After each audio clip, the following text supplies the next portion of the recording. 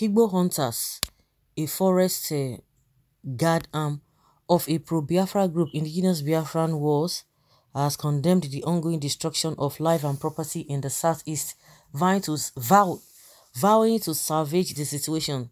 The group told its intelligence unit, inner security organ, and all Red Cap commandos in the southeast and south forest to be ready for action.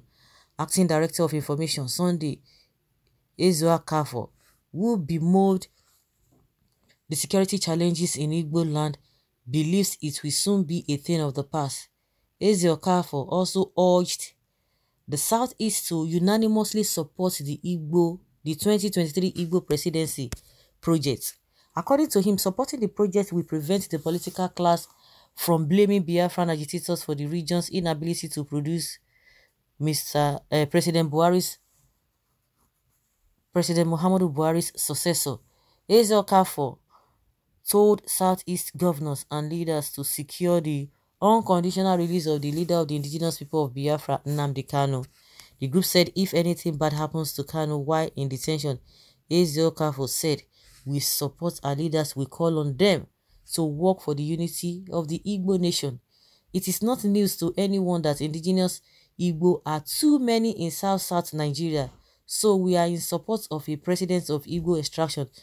Since the organized Igbo constitution and membership was extended to the indigenous Igbo in Delta and River states, nothing stops them from contesting the presidential election on behalf of Igbo people because we are all one despite the geopolitical zone divisions which mean nothing to us." The group added, "We will never allow our greedy politicians to divide the Igbo nation.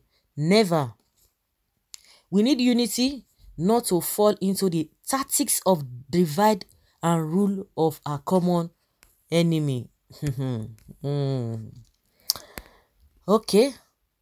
Una go rest until you sacrifice, okay, what you don't think. What?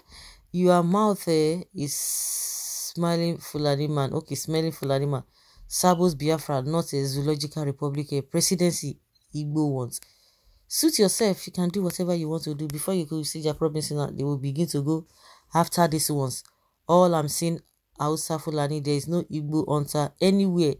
The saboteurs in Biafra land is recruiting, trying to strike. Some of the Eze Nwanyi in Southeast have come out crying and shouting about how blood pour. Still in the saboteurs in Southeast don't care about this. Please let us reason. Okay, they call them Igbo hunters. So does it mean we don't have hunters in Southeast? We have a lot of people who are always coming out to say, "Oh, we belong to this, we belong to this group, this group, that." You can imagine. Oh, now, wow, it's a serious thing. And some people will be denying them. "Oh, these ones are not from this thing."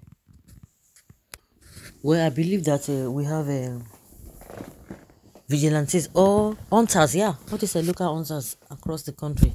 Every community, I think they do have a hunters. But just like I said, a lot of groups always coming out to say, "Oh, they want to attach themselves to other groups. They want to attach them to this." That is why some people are saying, "Oh, who are these people? These people can be these hunters." They are sounding or they look like all these Fulanis. But whichever way it is, they are talking about believing in Igbo unity of Igbos and the presidency, talking about Biafra, talking about how to release Nnamdi Kanu. I think that's what they are really for. The inner security organ and the Red Cap, well, in the Southeast, to be ready for action. Which action are they going to be ready for? We have not heard it before. Acting Director of the Information, Ezeokafo, okay, remove the security challenges in Igbo land. He believes that soon it will be a thing of the past. How is it going to be a thing of the past? Is it going to be, as they are going to take action about this? The forest guard arm of a pro-Biafra group. We only know that a pro-Biafra, indigenous Biafran wars. Biafra this, Biafran that, Biafran that. We only know of ESN now, and they still talk about Ebubiago. You begin to ask, what are the jobs of this Ebubiago? Because recently in Enugu, I think, yes, in Enugu, where the so-called Esme, they stormed the community, one of the communities in Enugu, and nothing has been heard. And we didn't hear that a soldier went there to do this or to fish out this Esme. The injustice in this country, things are not just not working well. There's this imbalancing in the country. They know it. People say it's over and over again, but you ask yourself, what is being done? Everybody knows the solution. Everybody profiles the solution, but the political way to go about this thing is what is keeping Nigeria at where it is now. Doing the right thing. No. Everybody will say, oh, let us do it this way. This is how it ought to be. Meanwhile, the president's daughter Zara was coming out the other day. She came out that day saying that oh, people are just making noise, they don't profile solutions. Maybe she's not in this country.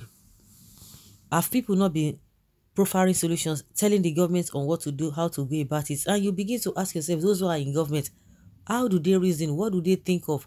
We don't even see any clear plans concerning this country, and someone will sit down somewhere and be still giving them advice. Those who are heavily paid, they are handsomely paid, yet people who are not paid will be telling them what to do and what not to do. If really they think they have what it takes to improve this country, I'm sure this country would have been improved for the better, but nothing is being done. It shows that they have nothing to offer. They have nothing to offer. That's what it shows. We are in for a shocker if things are not properly done. Unfortunately, some people are paying with their lives on a daily basis. That is just the way it is. The question people always ask is that who is next? Who is next? Who is next? Who is next? People keep on talking. People keep on saying the same thing, but yet we don't even see any clear ways.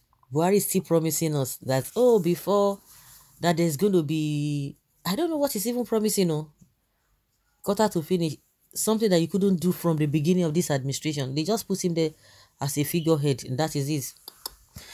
Nigerians are tired. I could remember a time when everyone was talking about, oh, let them change service chiefs. Oh, Buhari is not talking to us. Everybody's not tired. They've changed the service chiefs. Nobody's even talking about that because they don't have what it takes. They're just rigmaroling, changing themselves, putting this one go and chop, this one come back, go and chop. That is it.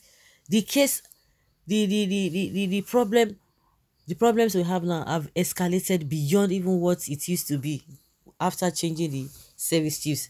So that is why you see different groups coming out to say, oh, we are going to do this, we are going to do that. The case of Southern Kaduna and the rest of communities in the north. What are the communities done? Nothing.